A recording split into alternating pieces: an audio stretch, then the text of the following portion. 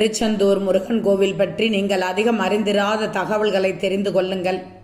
அறுபடை வீடுகள் எனப்படும் முருகப்பெருமானின் சிறப்புக்குரிய கோயில்கள் தமிழகத்தில் பழனி, திருச்செந்தூர், திருத்தணி, திருப்பரங்குன்றம், பழமுதிர்சோலை, சுவாமிமலை என 6 ஊர்களில் அமைந்திருக்கின்றன.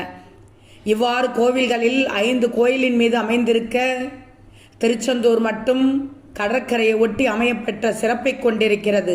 படையெடுத்து செல்லும் தளபதி தனது வீரர்களுடன் தங்கும் இடம்தான் படைவீடு.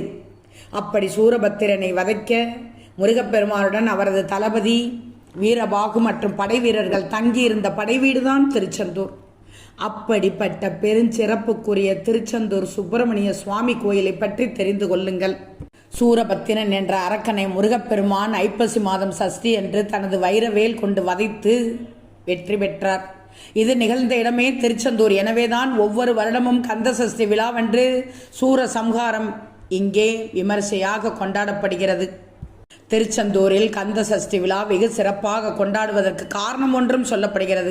சில முனிவர்கள் உலகபுத்திரன் ஒருவன் வேண்டுமென்று கருதி ஐப்பசி மாத அமாவாசை துவங்கி 6 நாட்கள் யாகத்தை நடத்தியிருக்கிறார்கள். அந்த 6 நாட்களும் ஒவ்வொரு நாளும் ஒவ்வொரு விந்தும் வெளியானதாகவும் அந்த 6 இணைந்தவனே 6 முகன் முருகன் ஆவார். எனவே முருகன் திருச்செந்தூரில் ஜனித்த இடத்தைத்தான் கந்த சஷ்டி விழாவாக கொண்டாடப்படுகிறது என்று சொல்லப்படுகிறது.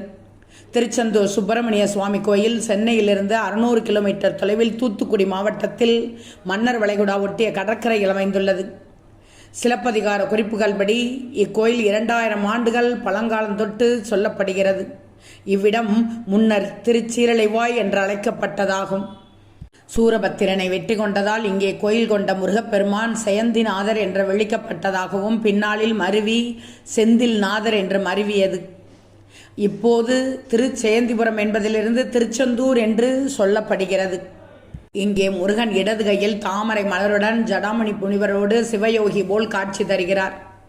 முருகனின் சிலைக்கு பின்னால் இடதுபுற சுவரில் போரில் வெற்றி பெற்று வந்த முருகன் சொல்லப்படும் லிங்கம் ஒன்று இருக்கிறது. அதற்கு முதலில் செய்த பிறகே முருகனுக்கு பூஜை செய்யப்படுகிறது. மேலும் முருகன் சந்நிதிக்கு வலப்புறத்தில் பஞ்சலிங்க சன்னதி இருக்கிறது.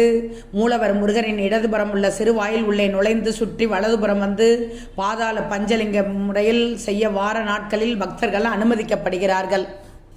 திருபருப்பு, கஞ்சி, தோசை, அப்பம், நெய் சாதம், சர்க்கரை கலந்து பொரி, அதிரசம், தேன்குழல், அப்பம், வேக வைத்த பாசிப்பருப்பு, வெல்லம் கலந்த உருண்டை பலவிதமாக படையல் செந்தில்நாதருக்கு படைக்கப்படுகிறது. விசேஷமாக தீபாவளிக்கு எல்லோரும் புத்தாடை அணிவது போல் திருச்செந்தூர் கோயிலில் அனைத்து சுவாமிகளுக்கும் தீபாவளி அன்று புத்தாடை அணிவிக்கப்படுகிறது.